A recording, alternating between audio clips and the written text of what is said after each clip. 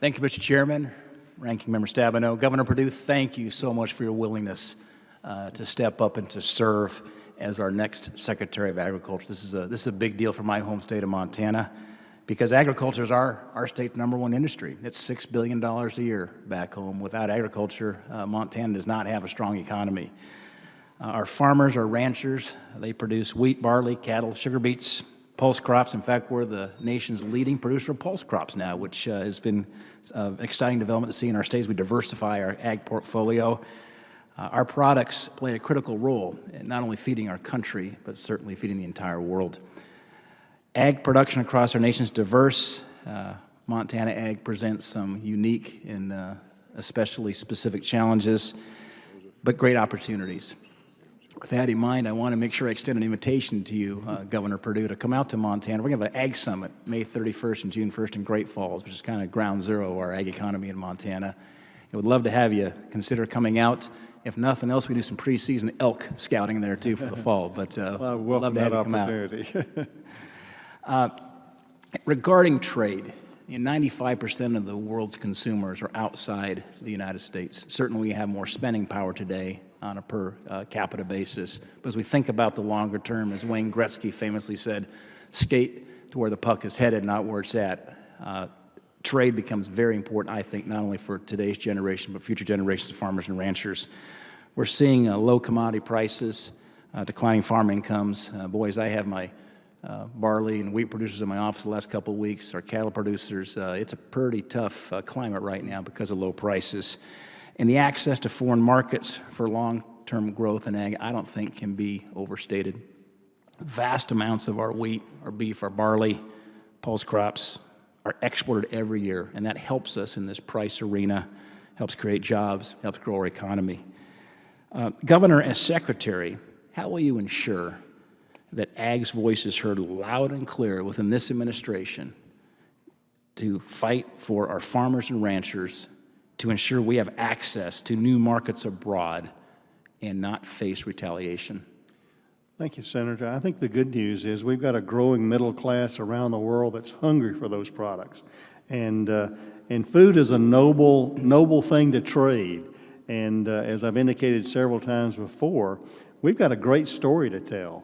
We've got producers here that can produce more than we need to consume. That's not the case in many parts of the world. So why don't we use that bounty to supply one of the fundamental needs of mankind around the world? And I will continue tirelessly to advocate that within our administration and in conjunction with you all in development. I plan to be on site as USDA's chief salesman around the world to sell these products, to negotiate these deals side by side with USTR, side by side with Secretary Ross and our whole team there. I believe that USDA will be intimately involved in the personal, on the ground, boots on the ground negotiations at tables around this world with ag ministers and foreign dignitaries there selling our product.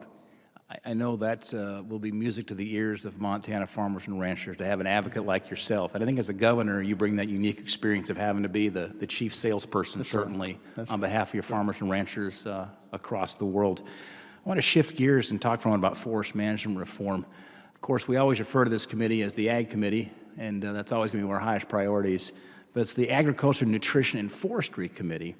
And back home in my state, one of my highest priorities is restoring active management to Montana's national forests. Unfortunately, excessive federal regulations, laws, we have chronic litigation from extremist groups have limited our management of our national forests. And a healthy forest is a forest that is actively managed. Even projects that we move forward through collaboration, bringing sportsmen groups, conservation groups, folks from the logging industry, we move forward and we're litigated at the end and oftentimes lose our cases before the Ninth Circuit as they unfortunately have continuous litigation. Unfortunately, we have a recent Ninth Circuit decision called the Cottonwood Environmental Law Center versus the Forest Service. It's added another layer of unnecessary red tape and is threatening dozens of forest management projects.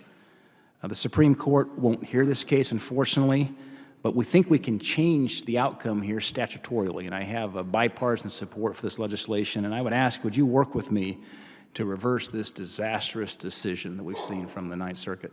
Senator, confirmed, I would welcome the opportunity to work with you. I've seen your legislation, proposed legislation. I agree with it wholeheartedly. I think at some point you've got to say the end is the end, and rather than stopping things that have been agreed to with continuing legislation or litigation, rather, is just unproductive and creates the what you talked about by unproductive and unmanaged forests. There, at some point, we've got to say, that's it. We've done that. We've made a decision, and we're moving forward. Many of your colleagues already have NEPA-approved projects that we haven't gotten to yet. That's a top priority, but then to continue to move forward. I am hopeful, Senator, that as we demonstrate good stewardship and good management of the U.S. forest, the litigators on the other side will see this is good, this is productive. Forests are renewable, they're healthy, they're better. They're better for everyone when they're managed well rather than just to lie out there and die upon themselves. So hopefully we can do that. Well said, Governor. Thank you. Thanks, Mr. Chairman.